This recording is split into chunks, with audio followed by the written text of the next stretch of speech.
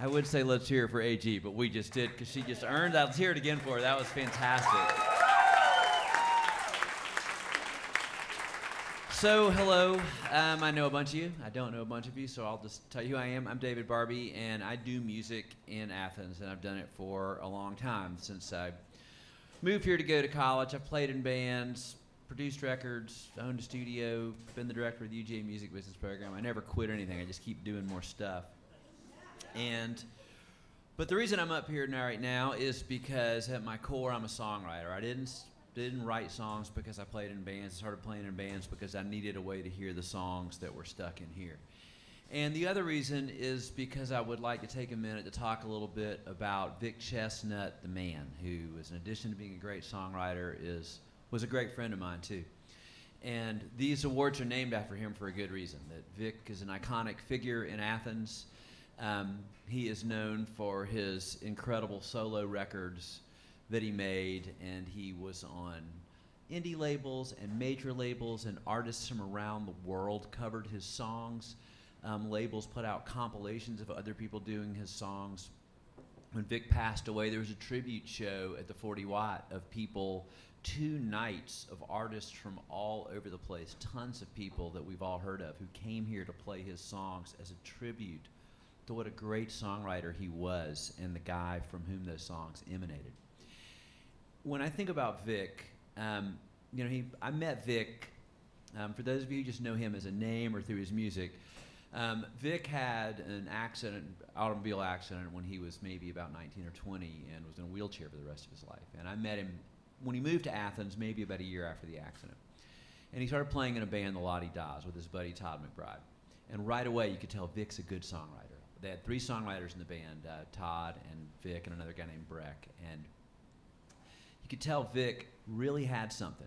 But the funny thing is that Vic told me when he first started writing songs that he didn't think that lyrics were important, which is funny because he's known as this incredible lyricist, which he was. He just thought that was just some stuff that happened while the instruments played. And Todd McBride, also unfortunately no longer with us, but a great songwriter in his own right, and his buddy from high school, got him to listen to Bob Dylan, got him to listen to Neil Young, got him to listen to the deeper meaning behind songs, and that set Vic on a path that influenced his own music, and in keeping with that, influenced everybody else's music that ever was exposed to it. In the summer of 1987, I was about to go on my latest completely futile punk rock tour around America, which was 3 weeks in a van with my Mercyland bandmates. And our van threw a rod, that's gone. I had a little tiny Datsun King Cab pickup truck that we would tour in, which would be 3 people in the front, the gear in the back with a camper top, and a 4th person literally sitting in the truck bed. Never told my mom I was doing that, but that's what we were doing.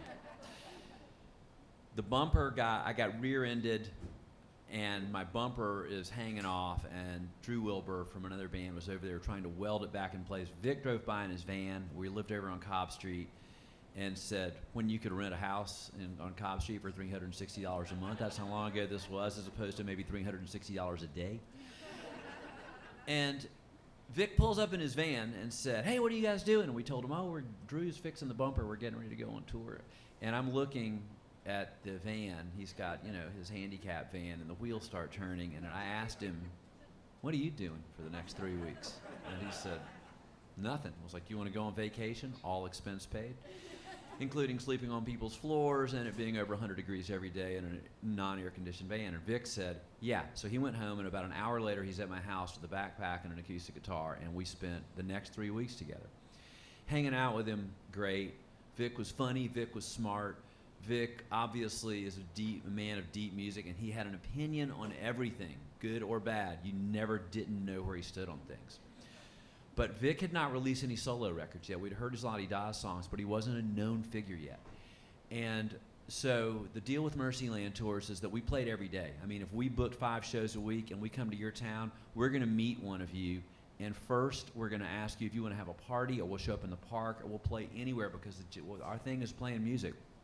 The bad news for you is we're going to ask you if you have a couch or a floor we can sleep on too, because we need that. But our whole thing was 7 days a week. We're not in this to sit around and wait on an off day. We love to play, right? That's what you are, what you do, and that's what we did.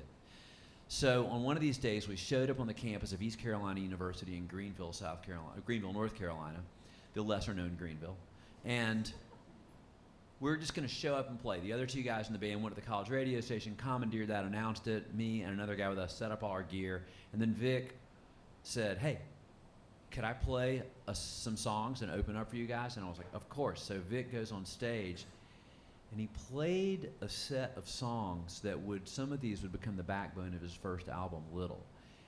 And it was so moving and so compelling, and frankly, as a songwriter, humbling to realize the depth of this guy's talent. He's my friend. We've been riding around in a van. We've been hanging out for a couple of years. I've heard him play in a band.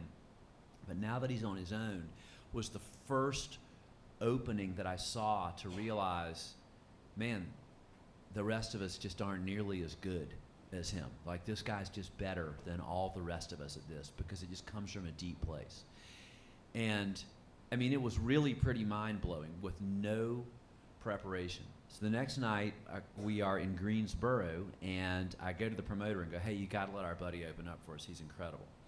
But Vic was the ultimate contrarian, and so he was like, "I don't know." I was like, "Vic, come on, man, play those songs." It was so great. So he reluctantly agrees to do it. He goes on stage, and he played 30 minutes of old TV theme tunes.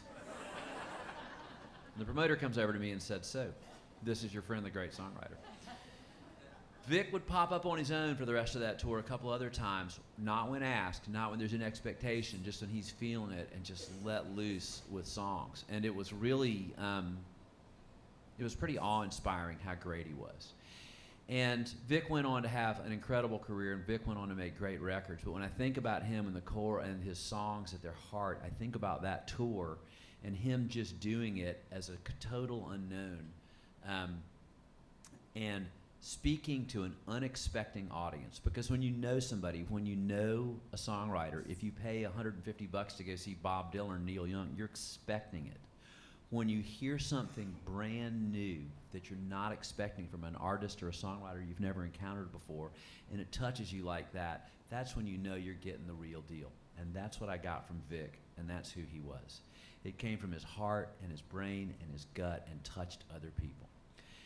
And the idea of this whole award show, named after Vic, is to honor these inspired new songwriters and artists who do the same thing. They come from a place deep inside, and I've been fortunate enough to hear songs by several of these people already, and they're touching the same nerve, and they're brand new to many of you too. And I hope you will enjoy hearing these honorees tonight, because I think they truly are living up to the spirit of Vic Chesnutt. And I don't know about you, but personally, I'm ready to hear some of these people perform their great songs. So I'm going to yield the floor to Blair, who I'm sure will have something very eloquent to say. Thank you all for being here and letting me talk about my friend for a couple of minutes.